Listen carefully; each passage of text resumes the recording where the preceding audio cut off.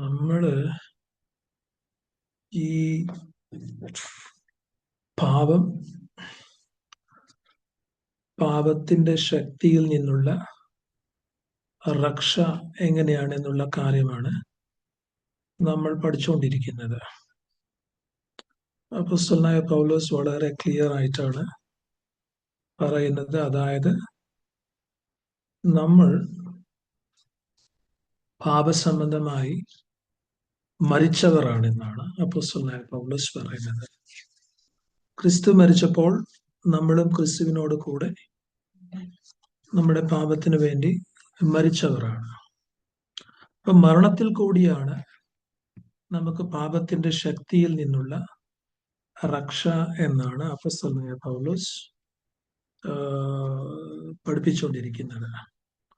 So 11-ാം വചനം നമ്മൾ വായിക്കുമ്പോൾ 11-ാം വചനത്തിൽ അപ്പോസ്തലനായ പൗലോസ് ഇങ്ങനെയാണ് പറയുന്നത്: ആവണ്ണം നിങ്ങളും പാപസംബന്ധമായി മരിച്ചവർ എന്നും ക്രിസ്തയേശുവിൽ ദൈവത്തിന് ജീവിക്കുന്നവർ എന്നും നിങ്ങളെ തന്നെ എണ്ണുവീൻ എന്നാണ് പറയുന്നത്. ആവണ്ണം നിങ്ങളും പാപസംബന്ധമായി മരിച്ചവർ എന്ന് ക്രിസ്തയേശുവിൽ ദൈവത്തിന് ജീവിക്കുന്നവർ എന്ന് നിങ്ങളെ തന്നെ എണ്ണുവീൻ എന്നാണ് അപ്പോസ്തലനായ പൗലോസ് പറയുന്നത്. Even so, consider yourselves to be dead to sin, but alive to God in Christ Jesus എന്നാണ് അപ്പോസ്തലനായ പൗലോസ് ഇവിടെ പറയുന്നത്. സോ വളരെ ക്ലിയർ ആയിട്ട് ഇവിടെ പറയുന്നത് നിങ്ങൾ എണ്ണണം, എണ്ണുവീൻ എന്താണ് പറയുന്നത്. Now I have been crucified and died with Christ. I also live unto God by reckoning myself dead to sin എന്നാണ് പറയുന്നത്.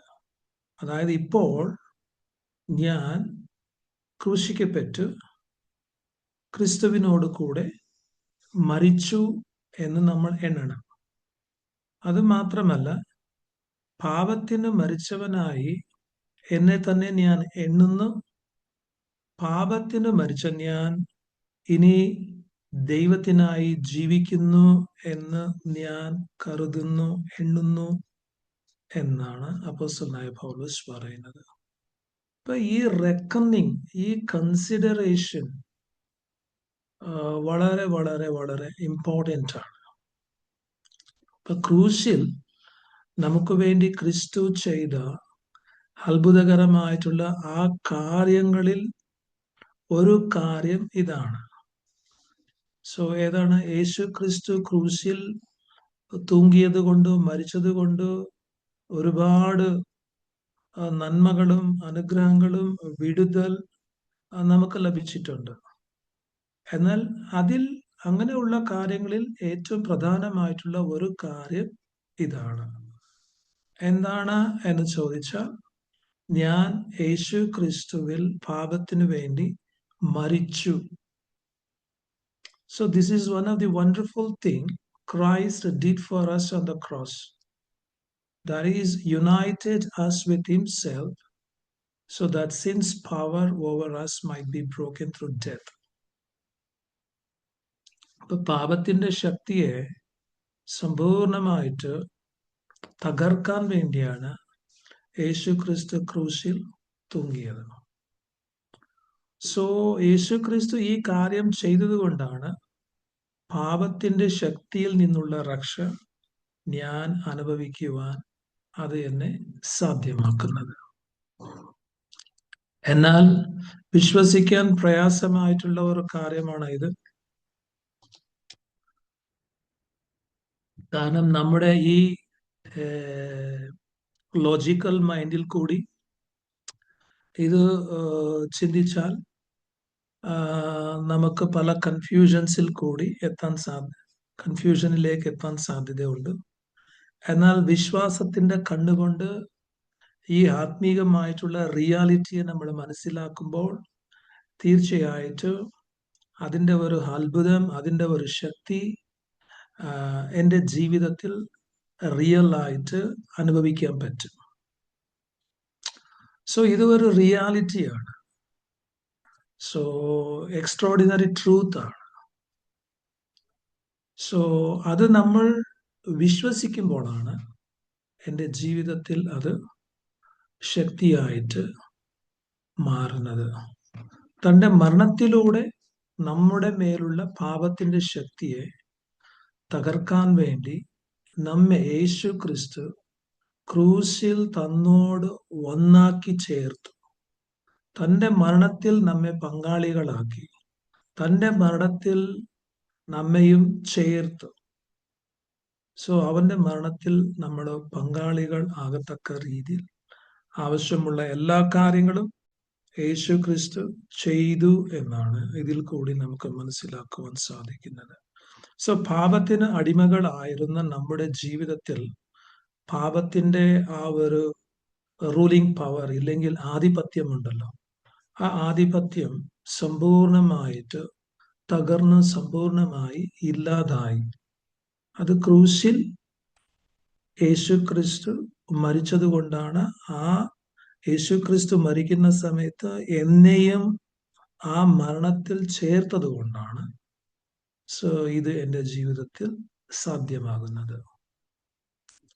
സോ കാരണം നമ്മൾ എല്ലാവരും by birth so we are sinners ആണ്. We were born with the sinful nature ആണ്. So ഞാനും നിങ്ങളും ജനിച്ച സമയം മുതൽ പാപികളാണ്, പാപത്തിന്റെ പ്രകൃതിയുള്ളവരാണ്. സോ പാപപ്രകൃതിയോടെയാണ് നമ്മൾ ഈ ലോകത്തിൽ ജനിച്ചത്. സോ അതുകൊണ്ടാണ് സങ്കീർത്തനം 51 ദാവീദ് വളരെ ക്ലിയർ ആയിട്ട് പറയുന്നു, ഇതാ ഞാൻ അകൃത്യത്തിൽ ഉരുവായി പാപത്തിൽ എൻ്റെ അമ്മ എന്നെ ഗർഭം ധരിച്ചു എന്ന് പറയാൻ കാരണം. സോ ഈ വചനം വളരെ ക്ലിയർ ആയിട്ട് നമ്മളോട് പറയുന്നു, I was brought forth in wickedness, in sin my mother conceived me എന്നാണ് ദാവീദ് പറയുന്നത്. In sin my mother conceived me എന്ന് പറയുമ്പോൾ ഗർഭത്തിൽ തന്നെ മനുഷ്യൻ പാപിയായിട്ടാണ് ഉളവാകുന്നത് എന്നാണ് ഈ വചനം നമ്മെ പഠിപ്പിക്കുന്നത്. സോ ആ ഒരു വൈറസ്, ആ ഒരു നേച്ചർ മനുഷ്യന്റെ ജീവിതത്തിൽ എപ്പോഴും ഉണ്ട്. സോ അതിനെ ഇല്ലാതാക്കാൻ ആണ് യേശു ക്രിസ്തു ഈ ലോകത്തിൽ വന്നത്. സോ യേശു ക്രിസ്തുവിനെ നോക്കുമ്പോൾ ഈ ഒരു കാര്യം വളരെ വ്യത്യസ്തമാണ്. കാരണം Jesus never had a sinful nature. യേശു ക്രിസ്തു ഒരിക്കലും ഈ പാപപ്രകൃതിയിൽ ജനിച്ച ഒരു ആളല്ല. So Jesus was never a slave to sin. യേശു ക്രിസ്തു ഒരിക്കലും പാപത്തിന് അടിമയായിരുന്നില്ല. Sin was never his master. ഒരിക്കലും യേശു ക്രിസ്തുവിന്റെ ജീവിതത്തിൽ പാപം ഒരു യജമാനനായിരുന്നില്ല. But Jesus so us under the slavery of sin. എന്നാൽ യേശു ക്രിസ്തു നമ്മൾ പാപത്തിന് അടിമകളായി ജീവിക്കുന്നത് കണ്ട് പാപം എന്നുള്ള യജമാനന്റെ ദാസന്മാരായി ജീവിക്കുന്നത് യേശു കണ്ടു. സോ അതുകൊണ്ടാണ് യേശു ക്രിസ്തു നമ്മെ ആ അടിമത്വത്തിൽ നിന്ന്, ദാസത്വത്തിൽ നിന്ന് വിടുവിക്കുവാൻ വേണ്ടി ഈ ലോകത്തിൽ വന്നത്. So he came to deliver us from this master, ഇല്ലെങ്കിൽ from this power, ഈ ശക്തിയിൽ നിന്ന്. Not only to forgive our past sins, but to deliver us from the sin's power. യേശു ക്രിസ്തു വന്നത് നമ്മുടെ കഴിഞ്ഞ കാല ജീവിതത്തിൽ ചെയ്ത പാപങ്ങളെ ക്ഷമിക്കാൻ വേണ്ടി മാത്രമല്ല, എന്നാൽ പാപത്തിന്റെ ശക്തിയിൽ നിന്ന് നമ്മെ വിടുവിച്ച് രക്ഷിക്കാൻ വേണ്ടിയാണ് ഈ ലോകത്തിൽ വന്നത്. സോ അതുകൊണ്ടാണ് to deliver us from nature of sin, അതായത് കോപം, ബിറ്റർനെസ്, ജലസി, അസൂയ, ചതിവ്, ലവ് ഓഫ് മണി, ലസ്റ്റ്, ഇങ്ങനെയുള്ള പാപത്തിന്റെ സ്വഭാവങ്ങളിൽ നിന്ന്, പാപത്തിന്റെ ശക്തിയിൽ നിന്ന് നമ്മെ വിടുവിക്കാൻ വേണ്ടിയാണ് ഈ ലോകത്തിലേക്ക് യേശു ക്രിസ്തു വന്നത്. സോ അതുകൊണ്ട് യേശു ക്രിസ്തു വന്നത് നമ്മെ നേടാനും തൻ്റെ മരണത്തോടും അടക്കത്തോടും പുനരുത്ഥാനത്തോടും ഐക്യപ്പെടുത്തി നമ്മെ വിടുവിക്കാൻ വേണ്ടിയാണ്, ഇല്ലെങ്കിൽ നമ്മെ രക്ഷിക്കാൻ വേണ്ടിയാണ്. സമ്പൂർണമായിട്ട് പാപത്തിന്റെ ശക്തിയിൽ നിന്ന് സ്വതന്ത്രരാക്കാൻ വേണ്ടിയാണ് യേശു ക്രിസ്തു ഈ ലോകത്തിലേക്ക് വന്നത്. That's where we can see his love. അവിടെയാണ് യഥാർത്ഥമായിട്ട് ക്രിസ്തുവിന്റെ സ്നേഹം നമുക്ക് കാണുവാൻ സാധിക്കുന്നത്. യേശു ക്രിസ്തു ഏറ്റെടുത്തത് നമ്മുടെ ഒരു പാപം മാത്രമല്ല, ഏതെങ്കിലും ഒരു പാപം മാത്രമല്ല. അവൻ നമ്മുടെ സകല പാപങ്ങളും ഏറ്റെടുത്ത് അവൻ നമ്മെ തന്നെ പൂർണ്ണമായും അവൻ ഏറ്റെടുത്ത് പാപത്തിന്റെ ശക്തി അവൻ അതോടെ തകർത്ത് തന്റെ മരണത്തിലൂടെ നമ്മെ രക്ഷിച്ചു. യേശുക്രിസ്തു നമുക്ക് വേണ്ടി മരിച്ചതുകൊണ്ട്, നാം അവനോടൊപ്പം മരിച്ചതുകൊണ്ട് നമുക്ക് ഈ രക്ഷ ലഭിച്ചു. അതായത് freedom from the power of sin ആണ്. പാപത്തിന്റെ ശക്തിയിൽ നിന്നുള്ള രക്ഷയാണ്. അതുകൊണ്ടാണ് ഈ യോഹന്നാൻ എഴുതിയ സുവിശേഷം 8-ാം അധ്യായം 36-ാം വചനം വായിക്കുമ്പോൾ, if the Son sets you free, you will be indeed free എന്ന് പറയാൻ കാരണം, പുത്രൻ നിങ്ങൾക്ക് സ്വാതന്ത്ര്യം വരുത്തിയാൽ നിങ്ങൾ സാക്ഷാൽ സ്വതന്ത്രർ ആകും എന്നാണ് പറയുന്നത്. അപ്പൊ നമുക്ക് ആവശ്യമുള്ള ഒരു സ്വാതന്ത്ര്യം, നമുക്ക് ആവശ്യമുള്ള ഒരു രക്ഷ, നമുക്ക് ആവശ്യമുള്ള ഒരു വിടുതൽ ലഭിക്കുന്നത് ക്രിസ്തുവിൽ കൂടിയാണ്. അതുകൊണ്ടാണ് if the Son sets you free, you will be indeed free എന്ന് പറയാൻ കാരണം. അതുപോലെ തന്നെ റോമർക്ക് എഴുതിയ ലേഖനം 6-ാം അധ്യായം 7-ാം വചനം വായിക്കുമ്പോൾ, because anyone who has died has been freed from sin എന്നാണ് പറയുന്നത്. അങ്ങനെ മരിച്ചവർ പാപത്തിൽ നിന്ന് മോചനം പ്രാപിച്ചിരിക്കുന്നു. രണ്ട് കാര്യങ്ങളാണ്. ഒന്നാമതായിട്ട് മരിച്ചവർ പാപത്തിന്റെ ശക്തിയിൽ നിന്നുള്ള മോചനം അവർ പ്രാപിച്ചിരിക്കുന്നു. പിന്നെ യോഹന്നാൻ പറയുന്നത് if the Son sets you free, പുത്രൻ നിങ്ങൾക്ക് സ്വാതന്ത്ര്യം വരുത്തിയാൽ നിങ്ങൾ സാക്ഷാൽ സ്വതന്ത്രർ ആകുന്നു. You will be indeed free എന്നാണ് പറയുന്നത്. അപ്പൊ ഇത് വളരെ വളരെ വളരെ വളരെ ഇമ്പോർട്ടൻ്റ് ആണ്. കാരണം ദൈവം നമ്മോട് ആവശ്യപ്പെടുന്നത് നാം ക്രിസ്തുവിൽ മരിച്ചു എന്ന് വിശ്വസിക്കാൻ വേണ്ടിയാണ്. ഇവിടെ വിശ്വാസമാണ് പ്രധാനം, അല്ലാതെ നിങ്ങൾ ക്രിസ്തുവിൽ മരിച്ചു എന്ന് സങ്കല്പിക്കാൻ വേണ്ടിയല്ല. സങ്കല്പിക്കാൻ എന്നല്ല, വിശ്വസിക്കാൻ വേണ്ടിയാണ്. വിശ്വാസം ഇല്ലെങ്കിൽ നമ്മുടെ ഒരു ഫെയ്ത്ത് ഇമ്പോർട്ടൻ്റ് ആണ്, നമ്മുടെ ഇമാജിനേഷൻ അല്ല. അപ്പൊ ഇമാജിനേഷനും നമ്മുടെ ഒരു വിശ്വാസം രണ്ടാണ്. അപ്പൊ ഇവിടെ ഈ ഒരു രക്ഷ നമ്മൾ സ്വന്തമാക്കാൻ നമുക്ക് ആവശ്യമുള്ളത് നമ്മുടെ വിശ്വാസമാണ്. അപ്പൊ എന്താണ് വിശ്വാസം? യേശു ക്രിസ്തു ക്രൂശിൽ മരിച്ചപ്പോൾ, പാപത്തിനു വേണ്ടി യേശു ക്രിസ്തു മരിച്ചപ്പോൾ അവനോട് കൂടെ ഞാനും മരിച്ചു. യേശു ക്രിസ്തു അടക്കം ചെയ്തപ്പോൾ ഞാനും അവനോട് കൂടെ അടക്കം ചെയ്യപ്പെട്ടു. യേശു ക്രിസ്തു ഉയർത്തെഴുന്നേറ്റപ്പോൾ ഞാനും അവനോട് കൂടെ ഉയർത്തെഴുന്നേറ്റു. ഇതാണ് വിശ്വാസം. ഇത് ഒരു സങ്കല്പിക്കുന്ന കാര്യമല്ല, ഇതൊരു ഇമാജിനേഷനാണ്. കാരണം ഇമാജിനേഷനും വിശ്വാസവും തമ്മിൽ ഒരുപാട് വ്യത്യാസമുണ്ട്. കാരണം you can imagine that you are the president of India.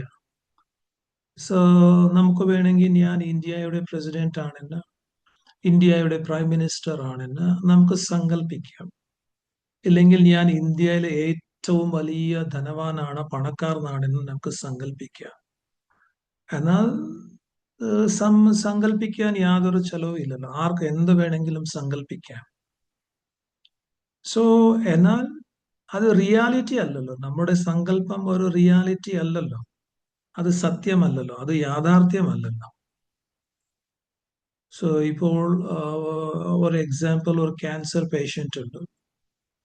അപ്പൊ ഈ ക്യാൻസർ രോഗം അദ്ദേഹത്തിന്റെ ഉള്ളിലാണ്, അദ്ദേഹത്തിന്റെ അകത്താണ് ഈ രോഗം കടക്കുന്നത്. എന്നാൽ അകത്ത് രോഗമുണ്ട്, എന്നാൽ പുറമെ എനിക്ക് പറയാൻ പറ്റുമോ, എനിക്ക് യാതൊരു പ്രശ്നവുമില്ല, ഞാൻ ആരോഗ്യവാനാണ്, ഞാൻ നല്ല ഒരു ഹെൽതി മാൻ ആണ് എന്ന് എനിക്ക് പറയാൻ പറ്റുമോ? I can say that I am a healthy person.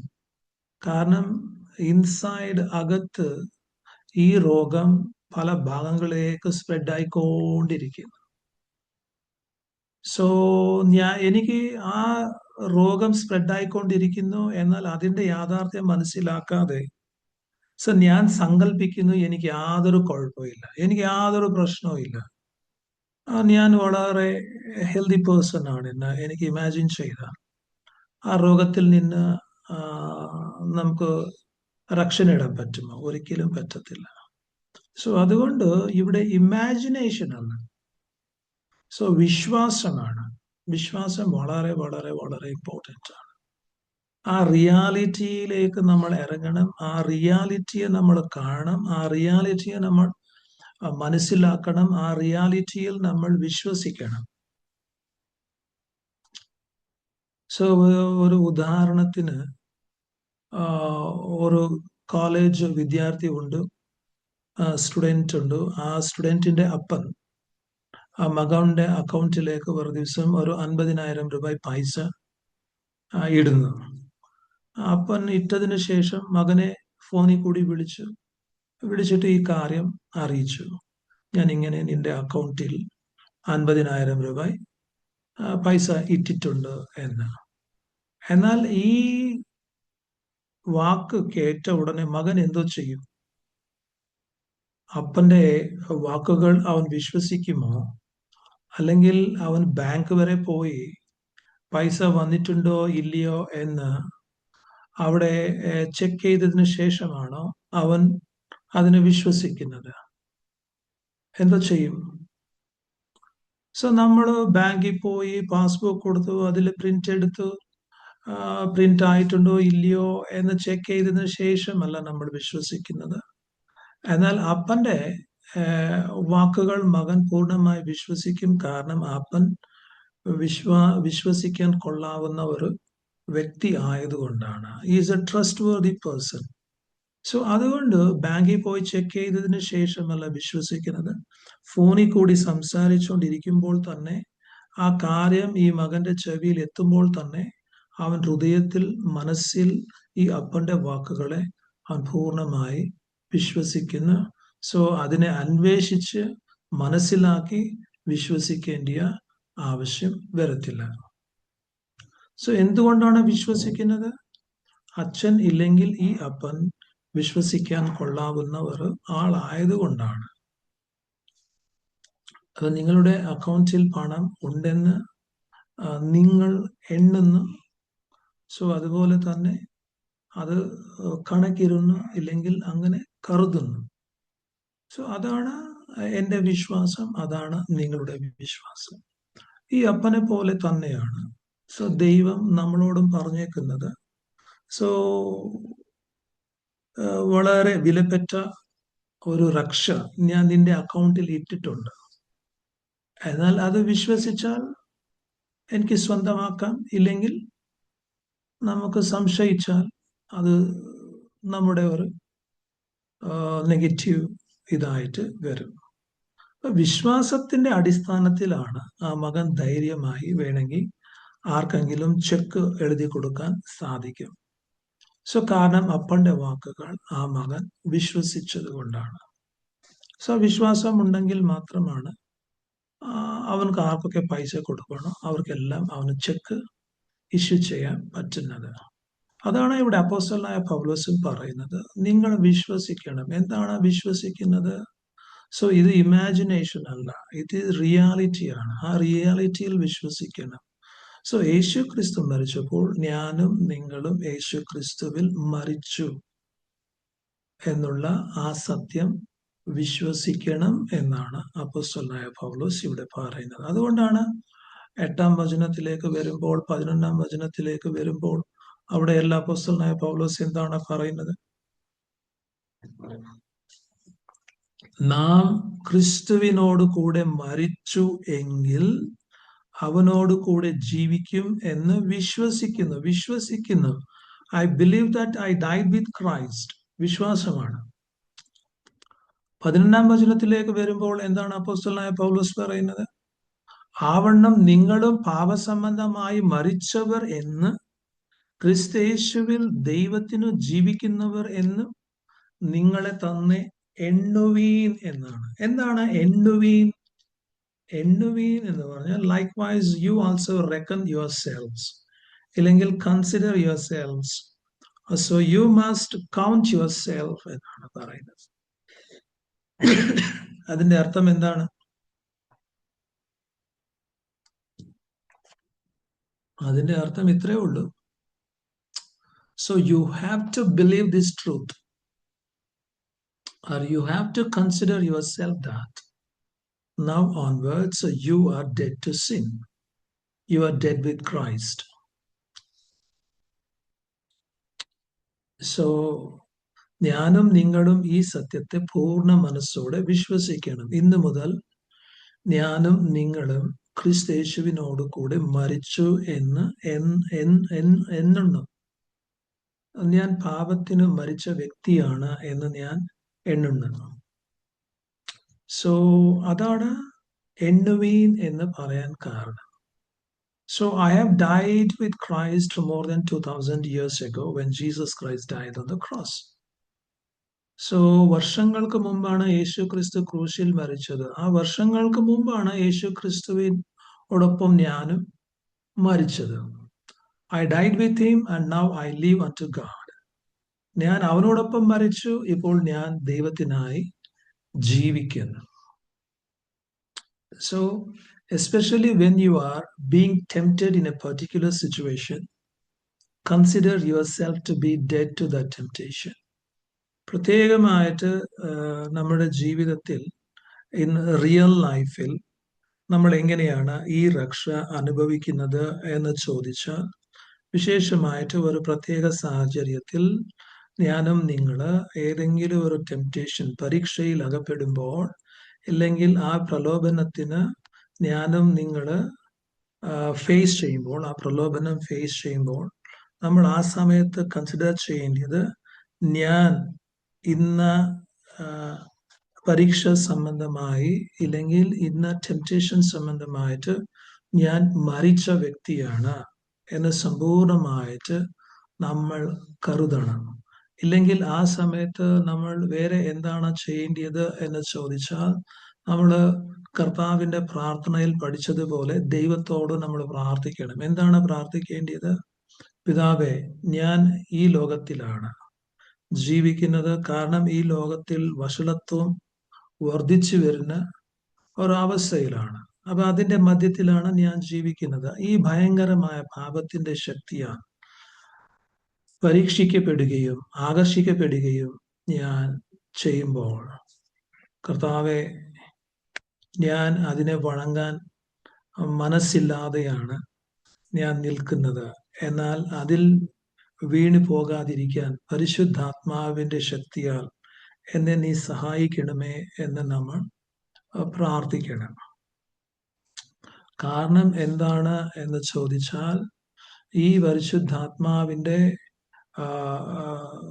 ഒരു സഹായമില്ലാതെ, പരിശുദ്ധാത്മാവിന്റെ ശക്തി ഇല്ലാതെ നമ്മൾ നേരിടുന്ന ഈ പരീക്ഷകള്, പ്രലോഭനങ്ങളുണ്ടല്ലോ, അതിനെ മറികടക്കാൻ നമുക്ക് ബുദ്ധിമുട്ടാണ്. അതുകൊണ്ട് ഒന്നാമതായിട്ട് നമ്മൾ മരിച്ചവരാണെന്ന് നമ്മൾ പൂർണ്ണമായി വിശ്വസിക്കണം. രണ്ടാമതായി നമ്മൾ ദൈവത്തിന് വേണ്ടി എങ്ങനെയാണ് ജീവിക്കുന്നത് എന്ന് ചോദിച്ചാൽ നമ്മൾ ദൈവത്തിന് വേണ്ടി ജീവിക്കേണ്ടത് പരിശുദ്ധാത്മാവിന്റെ ശക്തിയാലാണ്. അപ്പൊ പരിശുദ്ധാത്മാവിന്റെ ശക്തി ഇല്ലാതെ, പരിശുദ്ധാത്മാവിന്റെ സഹായമില്ലാതെ നമുക്ക് പാപത്തിന്റെ ശക്തിയുടെ മധ്യത്തിൽ പാപത്തെ ജയിച്ച് ജീവിക്കുവാൻ സാധിക്കയില്ല എന്നുള്ള സത്യം അപ്പോസ്തലനായ പൗലോസ് 8-ാം അധ്യായത്തിൽ വളരെ വ്യക്തമായിട്ടാണ് പറയുന്നത്. നമ്മൾ 8-ാം അധ്യായത്തിലേക്ക് വരുമ്പോൾ പരിശുദ്ധാത്മാവിന്റെ സഹായത്തെക്കുറിച്ച്, പരിശുദ്ധാത്മാവിന്റെ ശക്തിയെക്കുറിച്ച്, പരിശുദ്ധാത്മാവിന്റെ നിയമത്തെക്കുറിച്ച് നമുക്കവിടെ കൂടുതലായിട്ട് മനസ്സിലാക്കാൻ സാധിക്കും. എന്നാൽ 6-ാം അധ്യായത്തിൽ എന്താണ് അപ്പോസ്തലനായ പൗലോസ് സൂചിപ്പിക്കുന്നത്? പാപത്തിന്റെ ശക്തിയിൽ നിന്നുള്ള രക്ഷ അനുഭവിക്കാൻ ഈ 6-ാം അധ്യായത്തിൽ എഴുതിയിരിക്കുന്ന ദൈവത്തിന്റെ വചനങ്ങളെ നമ്മൾ പൂർണ്ണമായി വിശ്വസിക്കണം. അത് മനസ്സിലാക്കി അത് അനുസരിക്കുമ്പോഴാണ് നമുക്ക് ഇതിൽ നിന്നുള്ള ഒരു രക്ഷ ലഭിക്കുന്നത്. അതായത് പാപത്തിന് നമ്മൾ മരിച്ചു എന്നാണ് വചനം പഠിപ്പിക്കുന്നത്. So we have seen that we are dead to sin. Jesus did not come to this world to forgive our sins, but deliver us from the power of sin.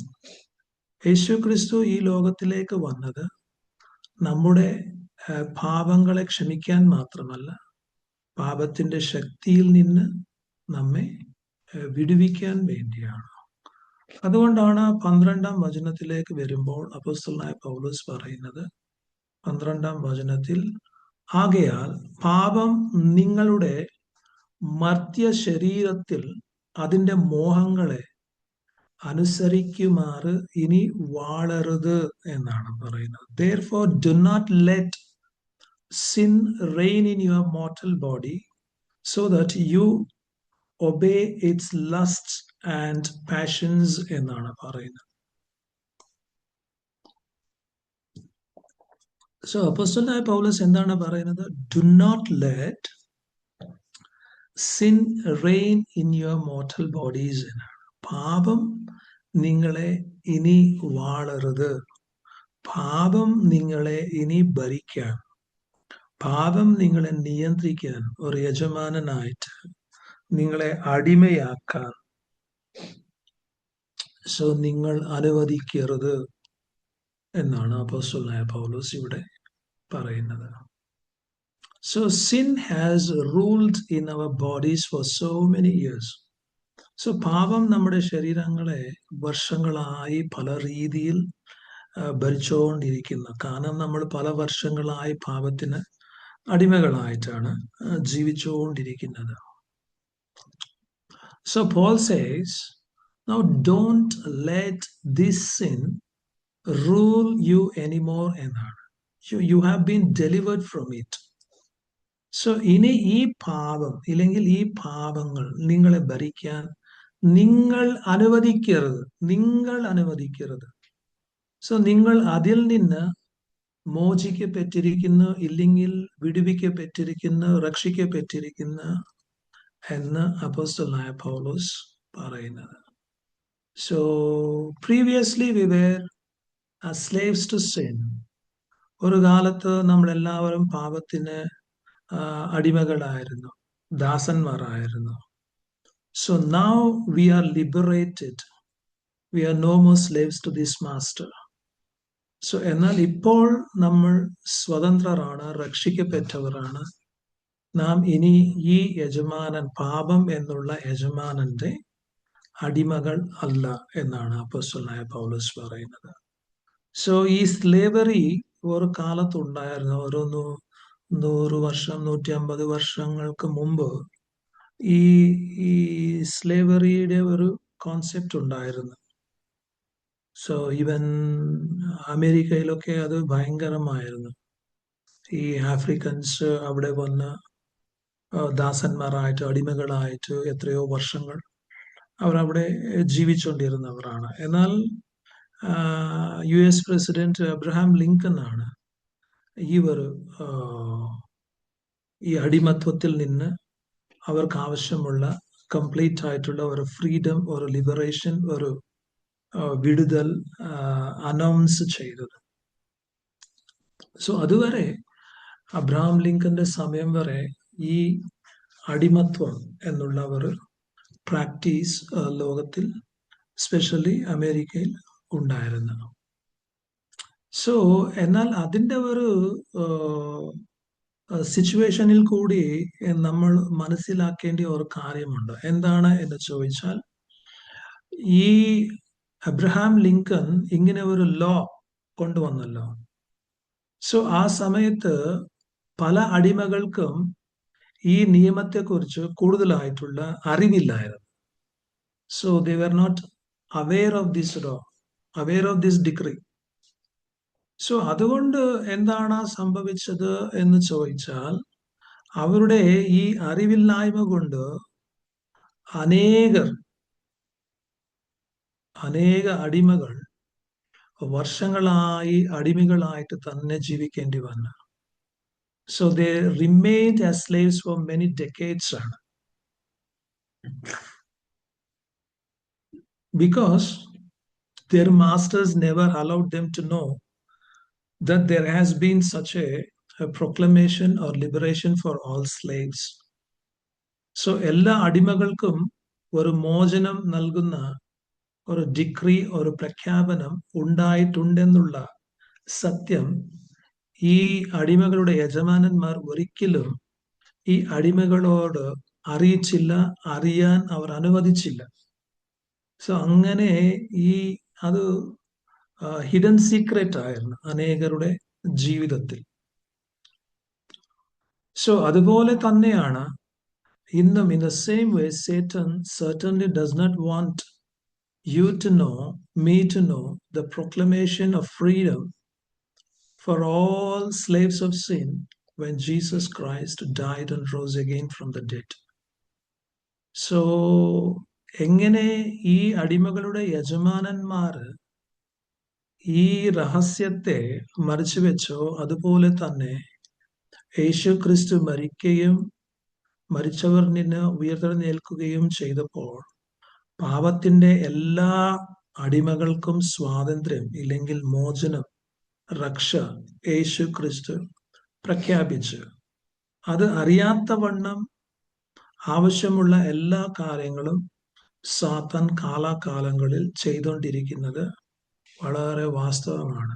അതുകൊണ്ടാണ് ക്രിസ്ത്യാനികൾ എന്ന് പറയുന്നവർ ഇന്നും പാപത്തിന് അടിമകളായിട്ട് ജീവിക്കാൻ കാരണം എന്താണ് എന്ന് ചോദിച്ചാൽ, പാപത്തിന്റെ ശക്തിയിൽ നിന്നുള്ള രക്ഷ എന്താണെന്ന് അവർ തിരിച്ചറിയാനും യേശു ക്രിസ്തു തന്റെ മരണത്തിൽ കൂടി, അടക്കത്തിൽ കൂടി, ഉയർത്തെഴുന്നേൽപ്പിൽ കൂടി എത്ര വലിയ രക്ഷയാണ് അവർക്ക് വേണ്ടി നേടിയത് എന്നുള്ള സത്യം മനസ്സിലാക്കി ആ രക്ഷയുടെ ഒരു ബ്ലെസ്സിങ് അനുഭവിക്കാൻ മെജോറിറ്റി ക്രിസ്ത്യൻസിന് ഇതുവരെ സാധിക്കുന്നില്ല. So but once you know the truth, then you will be liberated. സത്യം നമ്മൾ ശരിക്കും അറിയുമ്പോഴാണ് ആ സത്യത്തിൽ കൂടി നമുക്ക് ഒരു വിടുതൽ, സ്വാതന്ത്ര്യം ലഭിക്കുന്നത്.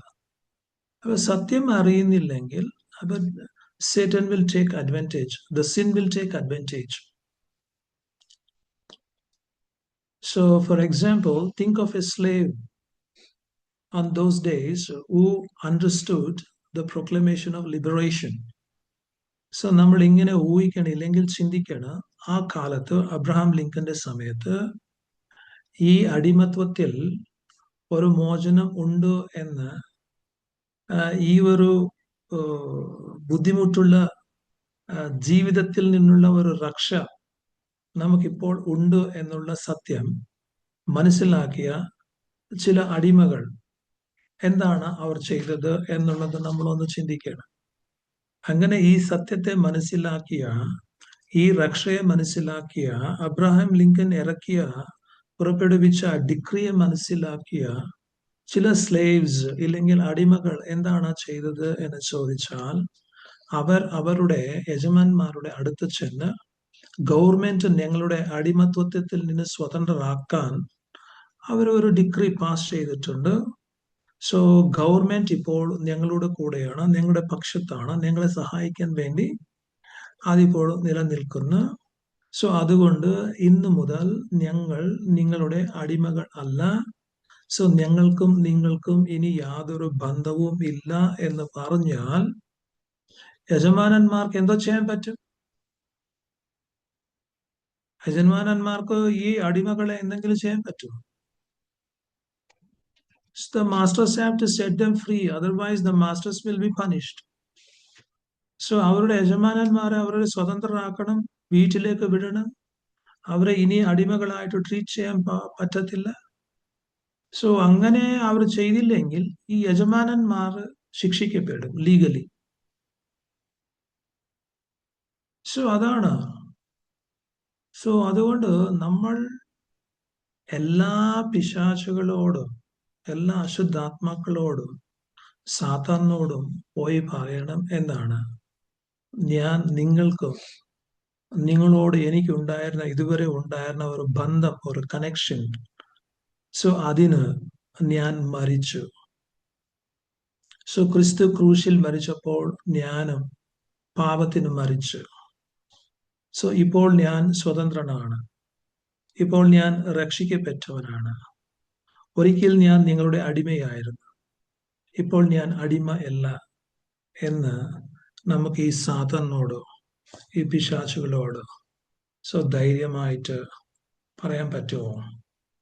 സോ അങ്ങനെ പറയണമെങ്കിൽ ആ സത്യം എന്താണ് എന്ന് നമ്മൾ മനസ്സിലാക്കണം, ആ സത്യത്തിൽ നമ്മൾ വിശ്വസിക്കണം, ആ സത്യത്തിൽ നമ്മൾ നിലനിൽക്കണം. So we have to stand in the truth. അപ്പോഴേ നമുക്കത് സാധിക്കത്തുള്ളൂ.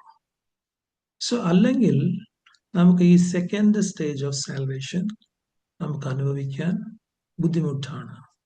അതുകൊണ്ടാണ് ആകയാൽ പാപം നിങ്ങളുടെ മർത്യ ശരീരത്തിൽ അതിൻ്റെ മോഹങ്ങളെ അനുസരിക്കുമാറ് ഇനി വാളരുത്.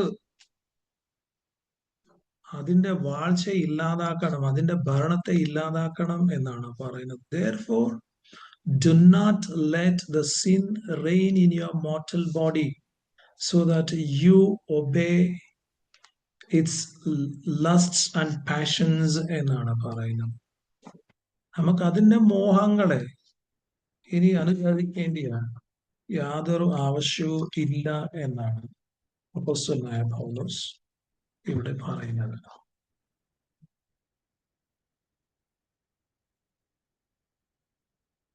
So once upon a time, you and I were slaves of this master, sin. ആ സമയത്താണ് you had to obey. ഈ യജമാനൻ എന്താണ് പറയുന്നത് അതെല്ലാം നമ്മൾ അനുസരിച്ചുകൊണ്ടാണ് ജീവിച്ചുകൊണ്ടിരുന്നത്. എന്നാൽ ഇപ്പോൾ അങ്ങനെയല്ല. ഇപ്പോൾ അങ്ങനെ അനുസരിക്കേണ്ട യാതൊരു ആവശ്യവും ഇല്ല.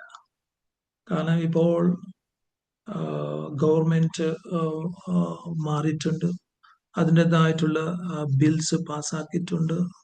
സോ അങ്ങനെയുള്ള ഒരു ഫ്രീഡം, അങ്ങനെയുള്ള ഒരു രക്ഷ പ്രാക്ടിക്കലി നമുക്ക് ലഭിച്ചിട്ടുണ്ട്.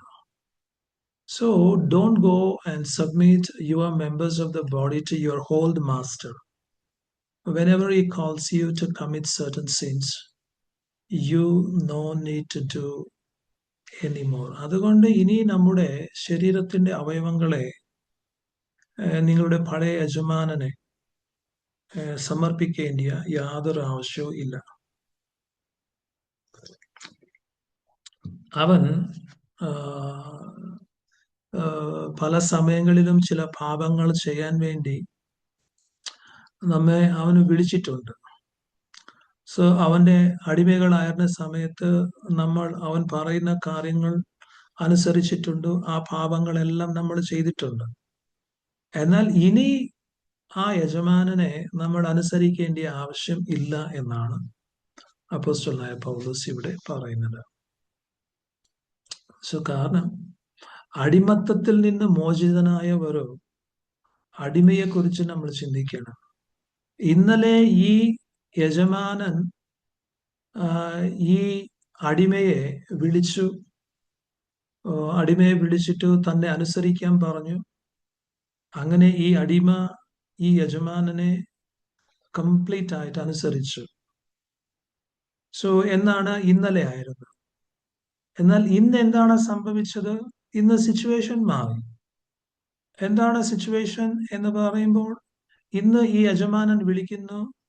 സോ ഇന്ന് യജമാനൻ വിളിക്കുമ്പോൾ ഇന്നലെ റെസ്പോണ്ട് ചെയ്തതുപോലെ തന്നെ ഈ അടിമ ഇപ്പോൾ റെസ്പോണ്ട് ചെയ്യുന്നില്ല. യജമാനൻ വിളിക്കുമ്പോൾ ഇവൻ സുഖമായിട്ട് കടന്നുറങ്ങുന്നു. യജമാനൻ അവൻ വിളിക്കുമ്പോൾ അവൻ പറയുന്നു, ഇനി ഞാൻ നിന്നെ അനുസരിക്കില്ല, കാരണം ഇന്ന് മുതൽ ഞാൻ നിന്റെ അടിമയല്ല, നീ എന്റെ യജമാനൻ അല്ല. അപ്പോൾ ഈ യജമാനൻ എന്തോ ചെയ്യാൻ പറ്റും? That makes the master furious, but the government is on his side. If the master touches him, he is going to be punished. So ഈ ഒരു ആറ്റിറ്റ്യൂഡ്, ഈ അടിമയുടെ ആറ്റിറ്റ്യൂഡ് യജമാനന്റെ മുഖത്ത് കോപവും ദേഷ്യവും സോ അത് ഉണ്ടാക്കും. പക്ഷേ ഈ യജമാനനെ ഈ അടിമയോട് എന്തോ ചെയ്യാൻ പറ്റും? കാരണം ഗവൺമെന്റ് ഇപ്പോൾ അടിമകളുടെ പക്ഷത്താണ്. ഈ യജമാനൻ ഈ അടിമകളെ തൊട്ടാൽ പിന്നെ ഈ യജമാനൻ ശിക്ഷിക്കപ്പെടും. The government will punish him. So യജമാനൻ ഇപ്പോൾ പേടിയുണ്ട്. അതുകൊണ്ട് അവന് യജമാനനെ തൊടാൻ ബുദ്ധിമുട്ടാണ്. സോ എന്നാൽ ഈ അടിമകൾ ഈ യജമാനന്റെ അടുത്ത് പോയി തങ്ങളെ തന്നെ വീണ്ടും സബ്മിറ്റ് ചെയ്താൽ ഈ യജമാനൻ വീണ്ടും ഇവരെ അവനെടുത്ത് ഉപയോഗിക്കും. എന്നാൽ ലീഗലി യാതൊരു ബന്ധവും കണക്ഷനും ഇല്ല എന്നുള്ളതാണ് വാസ്തവം. നമ്മൾ 13-ാം വചനത്തിലേക്ക് വരുമ്പോൾ 13-ാം വചനത്തിൽ അപ്പോസ്തലനായ പൗലോസ് ഇവിടെ പറയുന്നത് ഇങ്ങനെയാണ്: നിങ്ങളുടെ അവയവങ്ങളെ നീതിയുടെ ആയുധങ്ങളായി പാപത്തിന് സമർപ്പിക്കുകയും അരുത്. നിങ്ങളെ തന്നെ മരിച്ചിട്ട് ജീവിക്കുന്നവരായും നിങ്ങളുടെ അവയവങ്ങളെ നീതിയുടെ ആയുധങ്ങളായും ദൈവത്തിന് സമർപ്പിച്ചു കൊള്ളുവീൻ എന്നാണ്. എന്താ ഒരു വ്യത്യാസമാണ്? ഇതുവരെ നമ്മൾ അനീതിയുടെ ആയുധങ്ങളായിട്ടാണ് നമ്മുടെ ശരീരത്തിന്റെ അവയവങ്ങളെ നമ്മൾ പാപം എന്നുള്ള യജമാനനെ സമർപ്പിച്ചുകൊണ്ടിരുന്നത്. എന്നാൽ ഇന്ന് എന്താണ് സംഭവിച്ചത് എന്ന് ചോദിച്ചാൽ നമുക്ക് അതിൽ ഒരു മാറ്റം വന്നു. അങ്ങനെ ഇനി സമർപ്പിക്കേണ്ട യാതൊരു ആവശ്യവും ഇല്ല. അനീതിയുടെ കാര്യങ്ങൾ ചെയ്യാൻ വേണ്ടി പാപം എന്നുള്ള യജമാനനെ എന്റെ ശരീരത്തിന്റെ അവയവങ്ങളെ സമർപ്പിച്ച് ജീവിക്കേണ്ട യാതൊരു ആവശ്യവുമില്ല. കാരണം എന്താണ് എന്ന് ചോദിച്ചാൽ പാപത്തിന്റെ ശക്തിയിൽ നിന്ന് യേശു ക്രിസ്തു എന്നുള്ള ഒരു വ്യക്തി സമ്പൂർണമായിട്ട് എന്നെ വിടുവിച്ചതുകൊണ്ടാണ്. അതുകൊണ്ടാണ് ഇവിടെ അപ്പോസ്തലനായ പൗലോസ് പറയുന്നത്, ഇങ്ങനെയുള്ള ഒരു രക്ഷ, ഇങ്ങനെയുള്ള ഒരു ജയം, നമുക്ക് വിടുതൽ ലഭിച്ചത് കൊണ്ട് ഇനി നമ്മൾ എങ്ങനെയാണ് ജീവിക്കേണ്ടത്? നിങ്ങളെ തന്നെ മരിച്ചിട്ട്, ഇംഗ്ലീഷ് ട്രാൻസ്ലേഷൻ വായിച്ചാൽ, do not go on offering members of your body to sin as instruments of wickedness, but offer yourselves to God as those alive from the dead. നമ്മൾ മരിച്ചതിന് ശേഷം വീണ്ടും ഉയർത്തെഴുന്നേറ്റ് പുതിയ സൃഷ്ടികളായിട്ട് ഒരു പുതിയ ജീവിതമാണ് നമ്മൾ ഇനി ജീവിക്കുന്നത്. ആ പുതിയ സൃഷ്ടികളായി പുതിയ ഒരു ജീവിതം ജീവിക്കുമ്പോഴാണ് പറയുന്നത് offer yourselves to God എന്നാണ് പറയുന്നത്. അങ്ങനെ നിങ്ങൾ മരിച്ചിട്ട് ജീവിക്കുന്നവരായും നിങ്ങളുടെ അവയവങ്ങളെ നീതിയുടെ ആയുധങ്ങളായും ദൈവത്തിന് സമർപ്പിച്ചു കൊള്ളുവീൻ എന്നാണ് പറയുന്നത്. ഇനി എന്തിനാണ് നിങ്ങളുടെ അവയവങ്ങളെ അനീതിയുടെ ഉപകരണങ്ങളായി നിങ്ങളുടെ പഴയ യജമാനനെ ഇല്ലെങ്കിൽ പഴയ യജമാനനായിരിക്കുന്ന പാപത്തിന് സമർപ്പിക്കുന്നത്. അങ്ങനെ ഇനി സമർപ്പിക്കരുത് എന്നാണ് അപ്പോസ്തലനായ പൗലോസ് പറയുന്നത്. കാരണം you have the resurrection power of Jesus Christ. അപ്പൊ യേശു ക്രിസ്തുവിന്റെ ഉയർത്തെഴുന്നേറ്റ ശക്തി, പരിശുദ്ധാത്മാവിന്റെ ശക്തി നമ്മുടെ ശരീരത്തിന്റെ ഓരോ അവയവങ്ങളിലും ഉണ്ടായിരിക്കണം എന്നാണ് അപ്പോസ്തലനായ പൗലോസ് പറയുന്നത്. അപ്പൊ അതിൽ കൂടി നമ്മുടെ ഓരോ ശരീരത്തിന്റെ ഓരോ അവയവവും ഇനി ദൈവത്തിന് സമർപ്പിച്ച് നീതിയുള്ള, എന്താണ് ഇവിടെ പറയുന്നത്, നീതിയുള്ള ആയുധങ്ങളായി നമ്മൾ ഇനി അത് ഉപയോഗിക്കണം. അനീതിയുടെ ആയുധങ്ങളല്ല, പാപത്തിന്റെ ആയുധങ്ങളല്ല, നീതിയുടെ ആയുധങ്ങളാണ്. അപ്പൊ നമ്മുടെ ശരീരത്തിന്റെ ഓരോ അവയവത്തിലും നീതി ഉണ്ടായിരിക്കണം.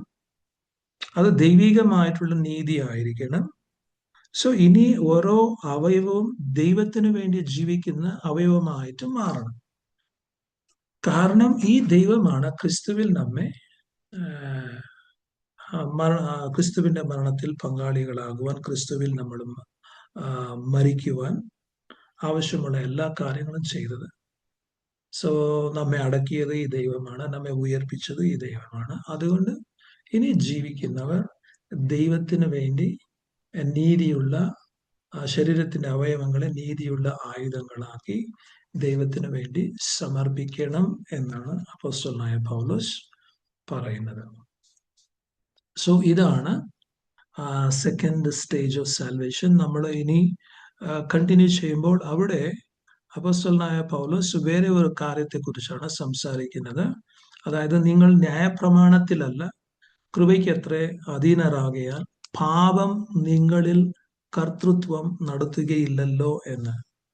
അതായത്, ന്യായപ്രമാണം എന്ന് പറയുമ്പോൾ അത് പഴയ നിയമത്തെ സൂചിപ്പിക്കുന്നു, കൃപ എന്ന് പറയുമ്പോൾ പുതിയ നിയമത്തെ സൂചിപ്പിക്കുന്നു. ഇവിടെ നമ്മൾ പഴയ നിയമത്തിനും പുതിയ നിയമത്തിനും തമ്മിലുള്ള വ്യത്യാസം എന്താണെന്നും, പഴയ നിയമത്തിലുള്ള രക്ഷ എങ്ങനെയായിരുന്നു, പുതിയ നിയമത്തിലുള്ള രക്ഷ എങ്ങനെ ആയിരിക്കും, ന്യായപ്രമാണത്തെ അനുസരിച്ച് ജീവിക്കുന്നവരുടെ ജീവിതം എങ്ങനെയായിരിക്കും, കൃപയെ അനുസരിച്ച് ജീവിക്കുന്നവരുടെ ജീവിതം എങ്ങനെ ആയിരിക്കും എന്നുള്ള കാര്യങ്ങളാണ് അപ്പോസ്തലനായ പൗലോസ് അവിടെ പറയുന്നത്. ന്യായപ്രമാണത്തെ അനുസരിച്ച് ജീവിക്കുന്നവർക്ക് പാപത്തിന്റെ ശക്തിയിൽ നിന്ന് രക്ഷ നേടാൻ ബുദ്ധിമുട്ടാണ്. എന്നാൽ കൃപയെ ആശ്രിതമാക്കി ജീവിക്കുന്നവർക്ക് തീർച്ചയായിട്ടും പാപത്തിന്റെ ശക്തി ഒരിക്കലും അവരുടെ ജീവിതത്തിൽ കർത്തൃത്വം നടത്തുകയില്ല എന്നാണ് അപ്പോസ്തലനായ പൗലോസ് ഇവിടെ പറയുന്നത്.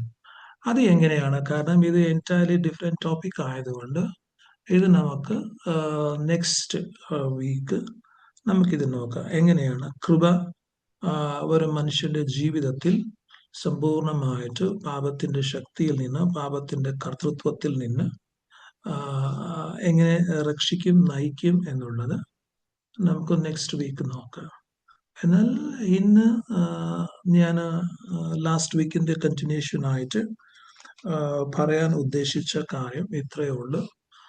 പാപം എന്നുള്ള ഒരു യജമാനൻ നമ്മളെ അടിമകളാക്കിയാണ്, നമ്മെ മിസ്യൂസ് ചെയ്തുകൊണ്ട് ആ യജമാനൻ എങ്ങനെ ആവശ്യമുണ്ടോ അതുപോലെ ഞങ്ങളെ യൂസ് ചെയ്തുകൊണ്ടിരുന്നു. എന്നാൽ ഇപ്പോൾ ലീഗലി നമ്മൾ ആ യജമാനന്റെ കസ്റ്റഡിയിൽ ജീവിക്കേണ്ട യാതൊരു ആവശ്യവും ഇല്ല. യേശു ക്രിസ്തു നമുക്ക് ആവശ്യമുള്ള ഒരു ലിബറേഷൻ, ഒരു മോചനം, ഒരു രക്ഷ നമുക്ക് നൽകിയിട്ടുണ്ട്. എന്നാൽ ആ രക്ഷയെ, ആ മോചനത്തെ, ആ ലിബറേഷനെ നമ്മൾ സ്വന്തമാക്കുന്നത് വിശ്വാസത്തിൽ കൂടിയാണ്. വിശ്വസിക്കാതെ നമുക്കിത് സ്വന്തമാക്കാൻ കഴിയുകയില്ല എന്നുള്ളതാണ്. രണ്ടാമതായിട്ട് ഈ രക്ഷയെ നമ്മൾ അനുഭവിക്കുന്നത് മരിച്ച വ്യക്തി ഉയർത്തെഴുന്നേറ്റതിന് ശേഷം പുതിയ സൃഷ്ടിയായിട്ട് ജീവിക്കുമ്പോൾ പരിശുദ്ധാത്മാവിന്റെ ശക്തിയിലാണ് അവൻ ജീവിക്കുന്നത്. പാപത്തിന്റെ ശക്തി നമ്മുടെ ചുറ്റും ഉണ്ട്. അതിനെ നമുക്ക് ഇല്ലാതാക്കാൻ പറ്റത്തില്ല. എന്നാൽ അതിന്റെ മധ്യത്തിലും അത് നമ്മെ തൊടാത്തവണ്ണം അതിനെ ഓവർകം ചെയ്ത് എങ്ങനെ ജീവിക്കാൻ പറ്റും എന്നുള്ളത് പരിശുദ്ധാത്മാവിന്റെ ശക്തിയിൽ കൂടി മാത്രം സാധ്യമാണെന്ന് 8-ാം അധ്യായത്തിൽ അപ്പോസ്തലനായ പൗലോസ് വളരെ ക്ലിയർ ആയിട്ട് പറയുന്നുണ്ട്. സോ ഇതിനെക്കുറിച്ച് എന്തെങ്കിലും സംശയമുണ്ടെങ്കിൽ ചോദിക്കാം.